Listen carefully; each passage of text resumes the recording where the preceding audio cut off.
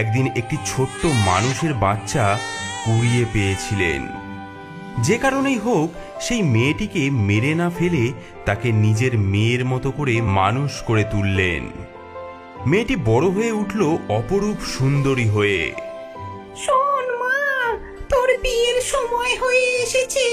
দূর রাজ্যের রাজপুত্রের সঙ্গে তোর বিয়ে ঠিক করে ফেলেছি। মা, মাগো, আমি কি সত্যি রাজপুত্রের উপযুক্ত? তুই তুই আমার মেয়ে, নিশ্চয় উপযুক্ত।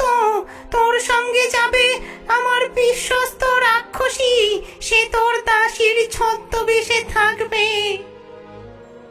হুকুম করুন মা। আর শোন মা, তোর সুরক্ষার জন্য দিচ্ছি এই দুই লিলিপুট ভূত। এরা তোর কানের দুল হয়ে থাকবে তোর সঙ্গে। দুটি ছোট্ট ভূত বেরিয়ে আসে বাক্স থেকে। লাফিয়ে তারা ডাইনির মেয়ের কানের মধ্যে দুল হয়ে ঝুলে পড়ে। আমরা সব সময় থাকবো, সব বিপদে রক্ষা করব। এরা তোর সঙ্গে কথা বলবে শুধু রাতের বেলায়, আর দিনের বেলায় শুধু দুলের মতো ঝুলে থাকবে। আর এই নে, এই দুটো ঘোড়া, একটা তোর জন্য, নাম মেঘদূত, মন্ত্র পড়া ঘোড়া এটা, আর একটা এই রাক্ষসীর জন্য। মা, আসছি তবে। কাঁদবি না বাছা আমার, তুই আমার মেয়ে, যা রাজরানী হয়ে আয়।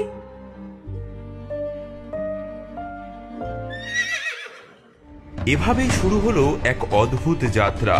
প্রচন্ড গরমে ঘন জঙ্গলের মধ্যে দিয়ে চলছিল দুটি ঘোড়া। এক ঘোড়ায় ডাইনির পালিতা কন্যা, অন্যটিতে ছদ্মবেশী রাক্ষসী। হঠাৎ জলাশয়ের কাছে এসে, ওগো দাসী, আমার খুব তেষ্টা পেয়েছে, ওই জলাশয় থেকে একটু জল এনে দাও না। তুমি কি আমার মনিব নাকি? হ্যাঁ, নিজে নেমে খাওগে যাও, আমি কারো দাসী নই। মেয়েটি অপমানিত বোধ করে ঘোড়া থেকে নেমে এসে ঝর্ণার কাছে গিয়ে জল খেতে থাকে। হায় ভগবান, কি হবে আমার? ঝুঁকে জল খাওয়ার সময় তার কানের দুটি দুল খুলে পড়ে যায়। আমাদের হারিয়ে ফেললে, এখন তুমি একা রাজকুমারী। মেয়ে দুল দুটি হারিয়ে ফেলার কথা টেরও পায় না, কিন্তু রাক্ষসী দাসী সব দেখে ফেলে। ভালোই হলো, এখনো সম্পূর্ণ অসহায়। কিছুক্ষণ পর আরেকটি জলাশয়ের কাছে এসে, দাসী, এবার অন্তত একটু জল এনে দাও, দেখছো না কতটা কষ্ট হচ্ছে আমার। দাসী, আজ তোকে দেখায় আমার আসল রূপ।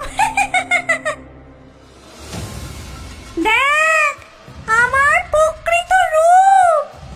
তোর ডাইনি মা আমাকে মন্ত্রের বাঁধনে বেঁধে রেখেছিল, আজ সেই বাঁধন ছিঁড়ে ফেলবো আমি। না না না না না, তুমি তো আমার মায়ের খুব বিশ্বস্ত। বিশ্বস্ত? তোর মা একটা ডাইনি হলেও আমার মতো শক্তিশালী রাক্ষসীকে চিরকাল বেঁধে রাখতে পারবে না। খুলে ফেল, খুলে ফেল তোর রাজকীয় পোশাক। সাবধান, আমি মন্ত্র পড়া ঘোড়া, আমি সব দেখছি। চুপ কর, নইলে এক্ষুনি তোর মাথা নেব। আর শোন মেয়ে, এক্ষুনি শপথ নে, যা ঘটলো তা কাউকে বলবি না। শপথ নে, নইলে। শপথ, শপথ নিলাম। ডাইনির মেয়ে ধীরে ধীরে নিজের রাজকীয় পোশাক খুলে দেয়। রাক্ষসী পরে নেয় সেই রাজকীয় পোশাক এবং মেয়েটিকে পরতে হয় তার দাসীর পোশাক। এখন থেকে আমি রাজকন্যা, আর তুই তুই একজন সামান্য দাসী। মেঘদূত এখন আমার। আর খবরদার এসব কথা যদি কাউকে বলিস তাহলে তক্ষুনি তোর গর্দান নেব আমি। ডাইনির মেয়ে, ভয় পেও না, যার মন পরিষ্কার জয় সব সময় তারই হবে। সেই ছদ্মবেশী রাক্ষসী এবং আসল রাজকুমারী রাজপ্রাসাদে গিয়ে পৌঁছায়। রাজপুত্র এবং বৃদ্ধ রাজা এগিয়ে আসেন। কি অদ্ভুত, কোণে সাজে যে এসেছে তার সঙ্গে এমন ছিন্ন বস্ত্র একজন কেন? স্বাগতম আমার প্রিয় কোণে। ধন্যবাদ প্রিয়তম, এতদিন পর দেখা হলো। ওই মেয়েটিকে যে ছেঁড়া কাপড়ে দাঁড়িয়ে আছে? ওটা পথে দেখে দয়া করে সঙ্গে করে নিয়ে এসেছি। ও কি আপনার কোনো কাজে লাগতে পারে? এত সুন্দর মেয়েটি অথচ এমন অবস্থা। আচ্ছা, রঘু নামে একটি ছেলে আছে, সে ছাগল চড়ায়, ওর সহকারী হতে পারে ও। ডাইনির মেয়ে এসব কথা শুনে সে নীরবে মাথা নুয়ে দাঁড়িয়ে থাকে। চলো তোমাকে কাজ শিখিয়ে দিই। এবার এই কথা বলা ঘোড়া বদমাশটাকে সরাতে হবে, নয়তো ও আমার সব তথ্য ফাঁস করে দেবে। প্রিয়তম, আমার একটি অনুরোধ আছে। বলো প্রিয়ে, কি চাও?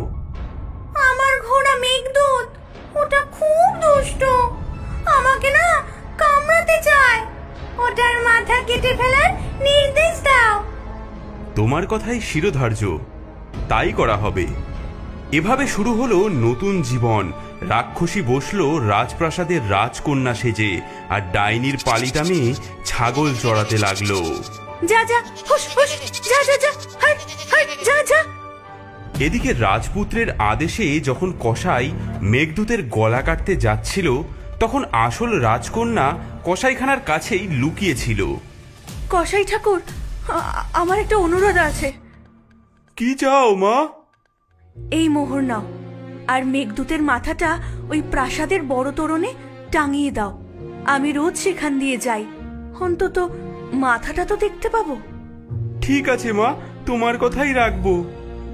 এভাবেই মেঘদূতের মাথা এসে পৌঁছালো রাজপ্রাসাদের তোরণে। প্রতিদিন ভোরবেলা ছাগলের পাল নিয়ে রাজকন্যাকে যেতে হতো সেই তোরণের মধ্যে দিয়ে। সেখানে ঝুলতো তার প্রিয় ঘোড়া মেঘদূতের মাথা। হাই মেঘদূত, তুমি এখনো ঝুলছো? হাই রাজকন্যা, তোমার মা জানতে পারলে নিশ্চয়ই অনেক কষ্ট পেতেন। প্রতিদিন এভাবে মেঘদূতের মাথার সামনে দিয়ে যাওয়ার সময় তাদের মধ্যে এই কথোপকথন হতো। রঘু শুনতে পেত, কিন্তু কিছুই বুঝতে পারত না। একদিন যখন দুজনে মাঠের মধ্যে ছাগল চড়াচ্ছে, তখন ওই দেখো, আবার চুল খুলেছে। আজ না ওর কালো চুল কেটে আমি নিয়ে যাব বাজারে। বাজারে এর অনেক ভালো দাম পাবো। হে হে। আরে কি সুন্দর চুল তোমার! তোমার এই সুন্দর চুল আমি কেটে নেব, বাজারে বিক্রি করে কিছু পয়সা পাবো। না, তুমি সরে যাও বলছি, আমি এখন চুল বাঁধবো। না না, আজ আমি তোমার চুল নেবই নেব। ওগো বাতাস, বায়ুর রাজা, তুমি উড়িয়ে নিয়ে যাও রঘুর টুপি। ছুটুক সে তার পেছনে, যতক্ষণ না আমার চুল আঁচড়ানো আর বাধা শেষ হয়। প্রচন্ড ঝড় বয়ে আসে, রঘুর টুপি উড়ে যায়। হ্যাঁ, এ কি হলো? আরে দাঁড়াও দাঁড়াও, একদিন না একদিন তোমার চুল আমি কাটবই কাটবো। আমার টুপি, আরে টুপি রে, দাঁড়া। এইভাবে প্রতিদিন রাজকন্যা নিজেকে রক্ষা করতেন শয়তান রঘুর হাত থেকে। আর সহ্য করতে পারছি না, প্রতিদিন এমন হয়। আমি বৃদ্ধ রাজাকে সব বলবো। বলো বলো বলো, হয়তো এতে আমার মুক্তি হতে পারে। মহারাজ মহারাজ, এই মেয়ে প্রতিদিন ভোরে তরুণের কাছে গিয়ে সে ঘোড়ার মাথার সাথে কথা বলে, বলে হাই মেঘদূত, আর ঘোড়ার মাথা উত্তর দেয়। আমি নিজে দেখব, কাল ভোরে তুমি আমাকে নিয়ে যাবে। বৃদ্ধ রাজা লুকিয়ে রইলেন তরুণের আড়ালে। তিনি নিজের চোখে দেখলেন এবং কানেও শুনলেন সবকিছু। High Meghaduta, high. হাই রাজকন্যা, তোমার মা জানতে পারলে নিশ্চয়ই তিনি অনেক কষ্ট পেতেন। রাজা আরো দেখলেন কিভাবে মেয়েটি বাতাসকে আদেশ দেয়। ওগো বাতাস, বায়ুর রাজা, তুমি উড়িয়ে নিয়ে যাও রঘুর টুপি, ছুটুক সে তার পেছনে, যতক্ষণ না আমার চুল আঁচড়ানো আর বাঁধা শেষ হয়। এ তো সাধারণ মেয়ে নয়, এর মধ্যে নিশ্চয়ই কোনো ব্যাপার আছে। কে তুমি? কেন এমন করো? মহারাজ, মহারাজ, আমি শপথবদ্ধ, কাউকে আমি কিছু বলতে পারবো না, বললে আমার প্রাণ যাবে। তবে ওই লোহার চুল্লি, ওই চুল্লির কাছে গিয়ে বলো তোমার কথা, তোমার দুঃখের কথা সব বলো। বৃদ্ধ রাজা লুকিয়ে রইলেন লোহার চুল্লির পেছনে।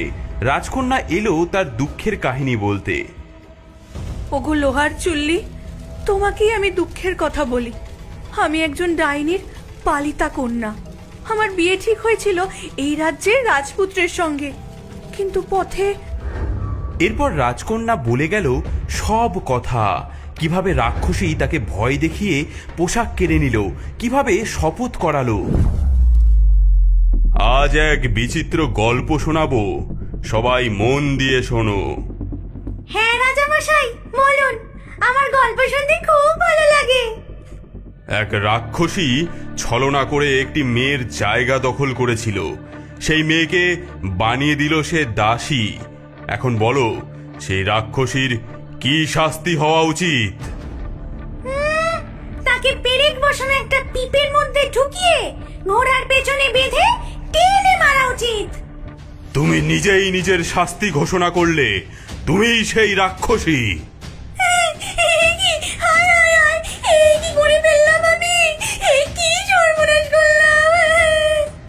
হ্যাঁ, এই যে ভয়ঙ্কর রাক্ষসী। এসো মা, তুমিই আসল রাজকন্যা। আমি মুক্ত, আমি আবার আমি হতে পেরেছি। তুমি আমার প্রকৃত প্রেম। সেদিনই রাক্ষসীর শাস্তি কার্যকর করা হলো। তাকে পেরেক বসানো পিপের মধ্যে পুরে দুটো ঘোড়ার পেছনে বেঁধে তাকে টেনে মেরে ফেলা হলো। আর রাজকন্যা ও রাজপুত্রের বিয়ে হলো ধুমধাম করে। মাগো, আজ তোমার মেয়ে আবার রাজকন্যা হয়েছে। এভাবেই সত্যের জয় হলো। রাজকন্যা ও রাজপুত্র সুখে রাজ্য শাসন করতে লাগলেন, আর বৃদ্ধ রাজা তৃপ্তির হাসি হাসলেন।